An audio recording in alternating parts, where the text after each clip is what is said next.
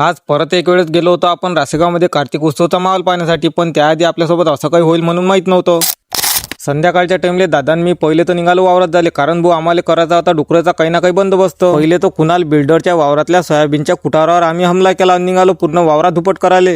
बापू किसान है सब पे अलग छोरी अपनी पहचान है, शहर वाले देखे होगे छोरे तूने सारे, गाँव वाले छोरे दी खुद दी पहचान है. कुटार रौदेला टाकायचं, पहिलं तर वावराला एक चक्कर मारा म्हटलं. त्याच्यात आपल्या वावरातली पराठी एवढी वाढली का मी तुम्हाला सांगूच शकत नाही. पराठीत दम घ्यायला जागा नाही. वावरात एका ठिकाणी पेटून दिलं. अरे थांबा रे, एवढ्यानं थोडी झालं, आम्हाला थंडी वाजत जाय म्हणून पेटवलं हे. मग एक दोन ठिकाणी अजून कुटार टाकला आणि रात्री अजून दिलं पेटून, म्हणजे पूर्ण वावरात धुपटच धुपट. अब ना किसी शेर का आणावर ना किसी जंगली डुकरांचा. आता आम्ही तर आमचं काम केलं, डुकरं येऊ किंवा नाही येऊ हा त्याचा निर्णय. आम्हाला वावरातून घरी जाता आता एवढा टाइम झाला. घरी आलो आणि राशिगावमध्ये येऊन पहिले तर दवाखान्यात जाऊन सर्दी पडशाच्या गोळ्या घेतल्या. मग गेलो कार्तिक उत्सवचा माहोल पाहिले, पण इथं गर्दी एवढी का मायलेले क्रुबारी. त्याच्यात भाऊ राशेगाव मध्ये सांगितला होता बोपापूर मधला कृष्णा डीजे. मग बाकी तर काही तुम्हाला सांगाच नाही लागत, नाचणाऱ्याची मजा. म्हणून आजसाठी एवढंच, भेटू पुढच्या व्हिडिओ. तोपर्यंत मांबो.